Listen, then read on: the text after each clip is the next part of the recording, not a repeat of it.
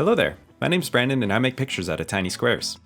And in this video I'm going to be making a pixel art scene featuring Nano and Grim Girl Hana, who are a couple original characters of mine who have appeared in their own isolated works, and I thought it'd be fun to bring the two together in a sort of crossover episode and just see what ideas would come out of that.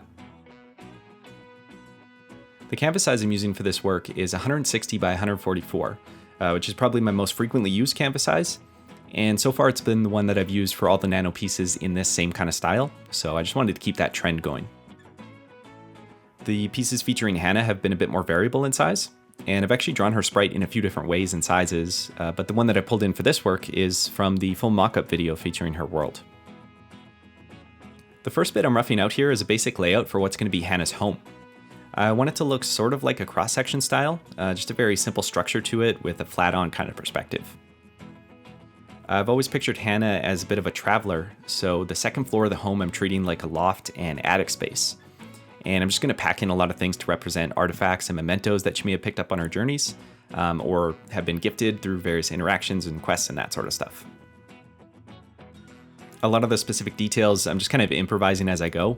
I did make like a really quick 1-minute rough sketch for this piece, but it was really more about thumbnailing the idea in general.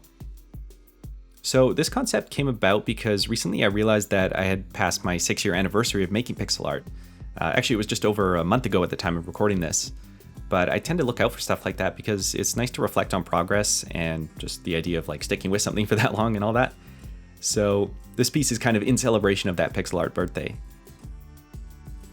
Doing stuff in this Game Boy inspired cartoony look, like the Nano series of pieces, is one of my favorite styles to relax with. And it felt like it had also been a while since I'd done anything with these characters, so overall it was just good timing to jump into something purely for the fun of it like this.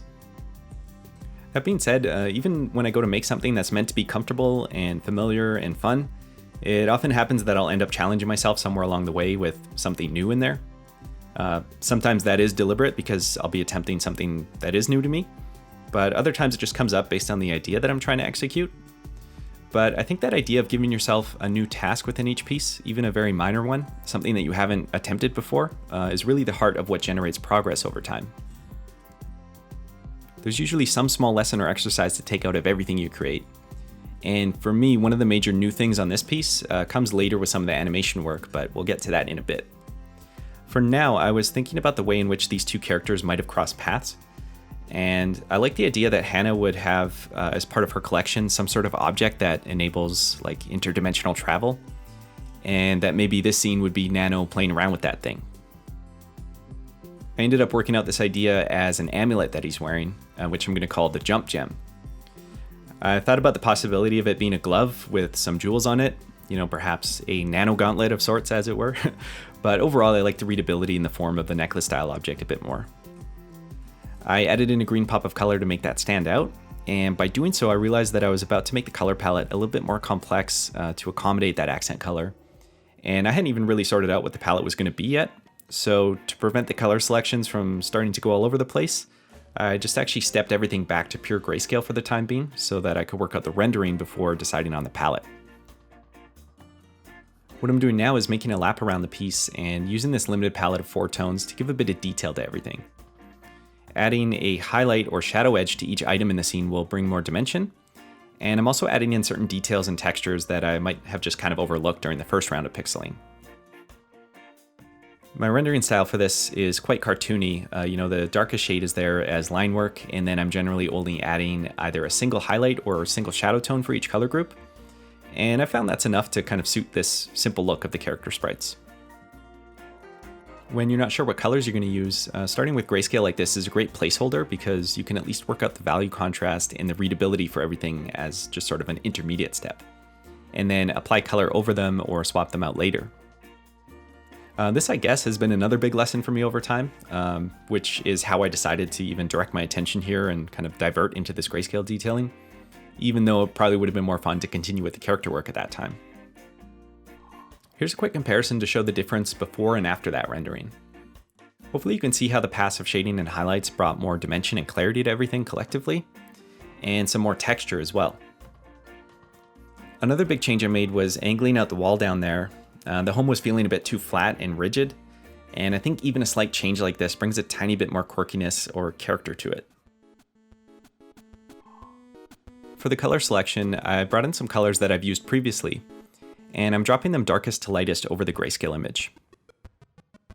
Then by setting the blending mode to the color option, they take on that value contrast from the grayscale layer.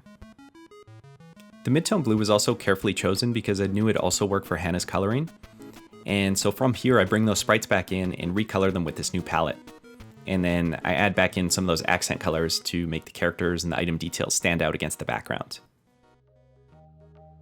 Now, to really bring this idea to life, I'm working out an animation of Nano using the jump gem to phase in and out of the scene. This was another moment of improvisation because I didn't really have an idea of what his disappearing and reappearing animation should look like necessarily. But I'm starting here by creating a quick flickering loop by recoloring the sprite in those lighter shades of the palette. And this is going to work to indicate or telegraph that something's about to happen. The second part of this animation is that I'm leaving just a character outline that's going to kind of disintegrate from there once he disappears.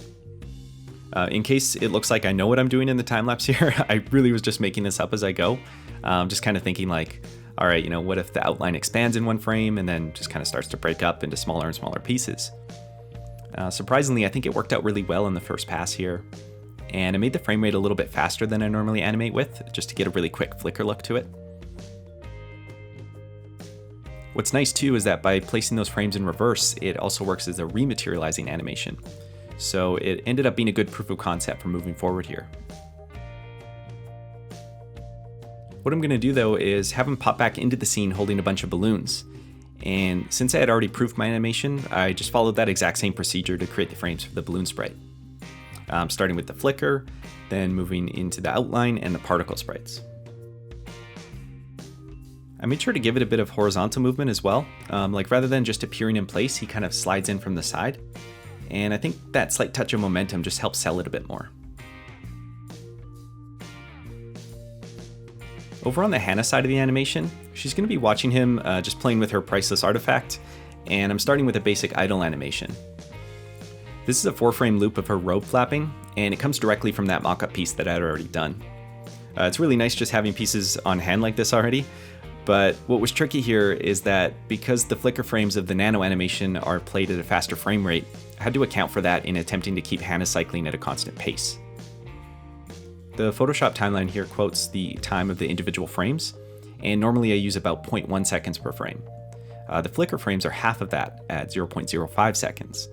And so what I did was that I always use them in pairs. So every time there are 0.05 frames, I'm using 2 of those to count as a single frame for Hana. A good chunk of the rest of the animation is at 0.1s, so it just had to be worked out that the collective frame count, after accounting for the paired frames, was still divisible by Hana's idle animation. The second animation for Hana is just some acknowledgement of Nano's actions. And so far I've seen her as kind of a silent protagonist, so I tend to just use these little icons to convey her thoughts and mood, like this little 3-frame star animation here. And so with that, I think we're ready to take a look at the final animation. So here we go.